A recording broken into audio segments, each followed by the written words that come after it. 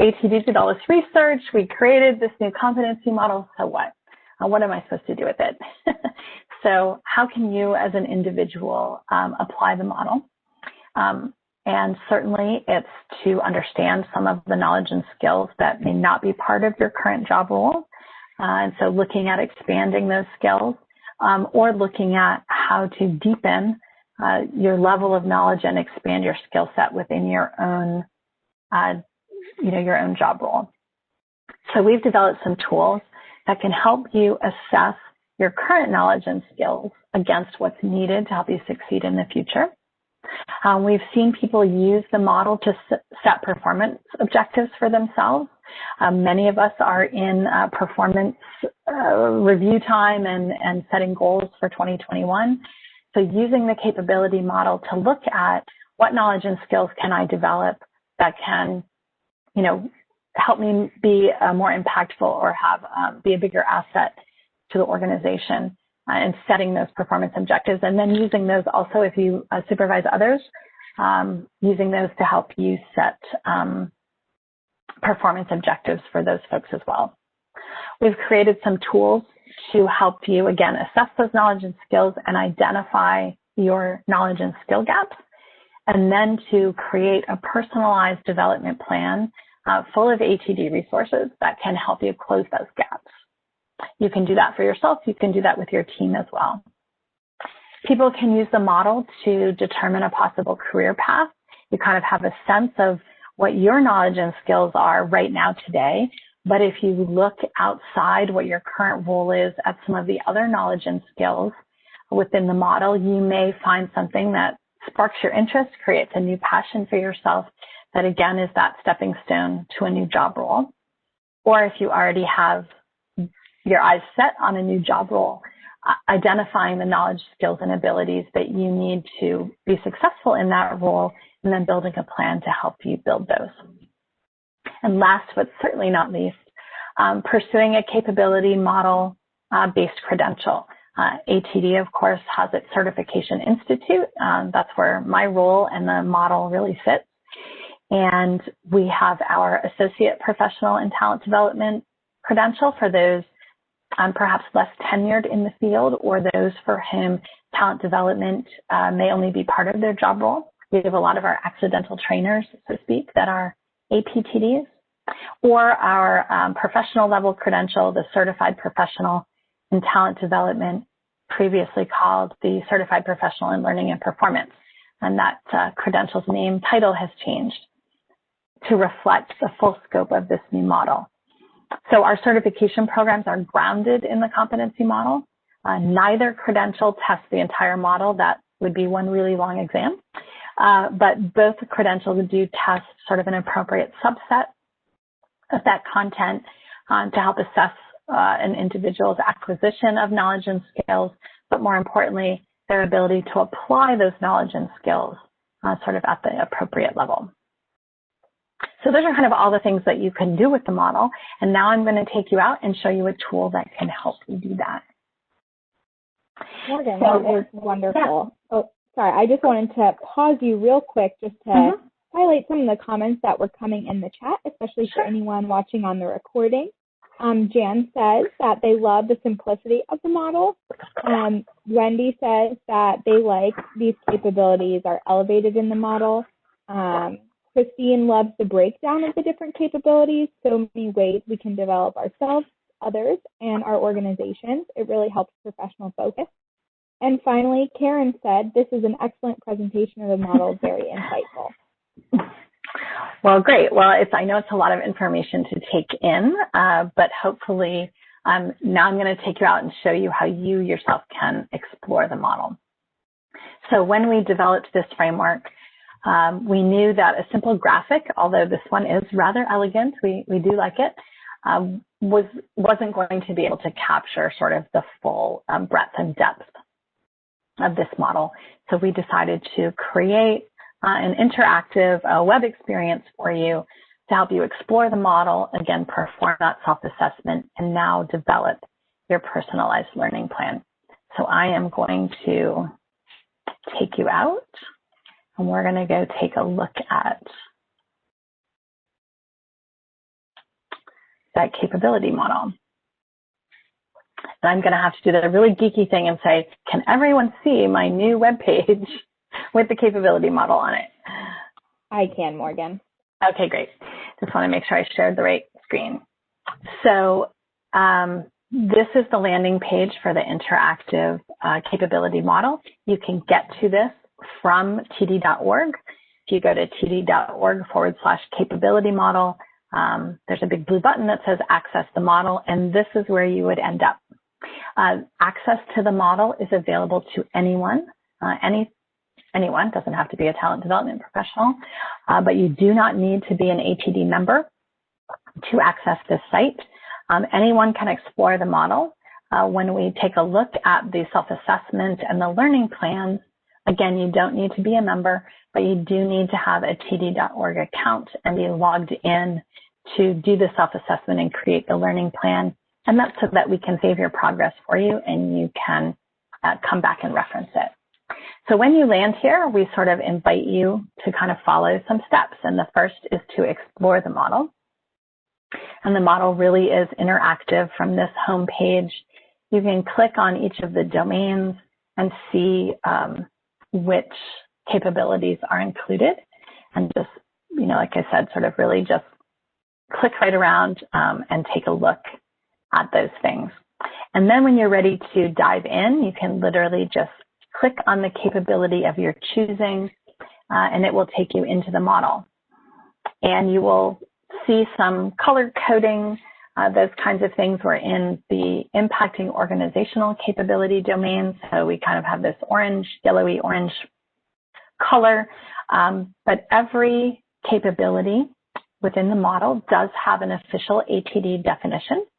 So when you land on a particular page for a capability at the top, you will see the definition of that particular capability area.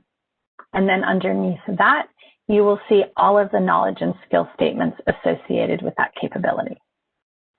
So you can go through and get a sense of, again, the scope and what's included in the model. See what's new, see what you might recall if you're familiar with the previous model. On the left-hand side of the page, you will see all of the capabilities that are included in the impacting organizational capability domain. And you can hop right over at any time and switch to a different one, see its definition, and then see all of its knowledge and skill statements.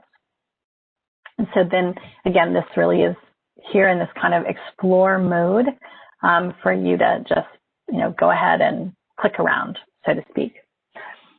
After you've had the opportunity to really look and see what's included in the model, included in all the different things, you can go ahead and move to the self-assessment. And I have created a new account that has none of the self-assessment completed. So it'll look like you will see it for the first time. And when you come in, you can choose to start anywhere. Whatever capability, let's go over here. We'll go to Learning Sciences. Whatever capability you'd like to jump in on. And when you come here, you'll see this page, the page is set up very similarly. It has the title of the capability, its definition. Down below, it has all the knowledge and skill statements. You will also see at the top of the page, we have a percent score in a circle. And this is going to be your overall proficiency score for the entire developing professional capability domain. Over here on the right, we have another 0% in a circle, which is our capability proficiency score for this particular capability area for learning sciences. And so you then have the opportunity to go through each of the knowledge and skill statements in this capability area and do a reflective self-assessment. There is a little rating key over here on the right that can help give you some sense of what we mean by each proficiency level. But you can go through and then rate yourself on each of the capability and complete that. And you will see a couple things have happened. Over here on the left, you'll see that the learning sciences capability is now lit up blue. You'll see the progress bar. I've reviewed all of the statements in this particular capability. and it also shows my overall proficiency score for this capability. You'll find that same number over here on the right. So again, this is your proficiency score for learning sciences. And we'll also see that I now have a 3% score for this particular domain because I've rated just one capability area. And so this is the opportunity to go through the self-assessment and complete that self-assessment. I think we all know that the most effective learning is learning that's intentional. And so this tool is designed to really help you be reflective and intentional about creating a professional development plan for yourself. It is 188 statements, and so it can take you about 45 minutes or so to go through the rating process. So that's, again, partly why we have you logged in so that we can save that progress. And you can, go through again and try to be honest and reflective about the knowledge and skills that you have and where that skill set currently sits. So I'm just going to go through this. Of course, I picked a long one. Technology application is very long. So I now have a 52% proficiency score for technology application, and my proficiency score for developing professional capability has increased. So you can go through, click through, and do this for each of the capabilities. You then, when you're finished, can go over to this third tab, which is My Report. And the My Report tab really serves to roll up your entire self-assessment. You will see that you get an overall score for the capability model. And then here in the middle here, you will see your proficiency score for each of the 3 domains. And if you only do part of this in your first sitting, some people do it one domain at a time, you can come back here and use this as your jumping off place, because when you see, oh, I still have 51 more skills to assess in developing professional capability, I can just click the update button and it'll take me right back to this landing page so that I can dive into training, delivery, and facilitation and complete this particular assessment for this domain. Also on this page, we're going to skip over this middle part for a second. You can scroll down and it will show you all of the capability areas listed in descending order of proficiency. So you'll see right now I'm most proficient in technology application, and here's all of the ones that I haven't completed yet. So this My Report page really can serve as your one-stop shop. And it's something you can screen print this. Great thing to walk into a performance review with to say, hey, I've taken this opportunity to do this, and here's where I'd like to focus my professional development in the coming year. This is also something you can have, if you're a supervisor, you could have your teams go through this.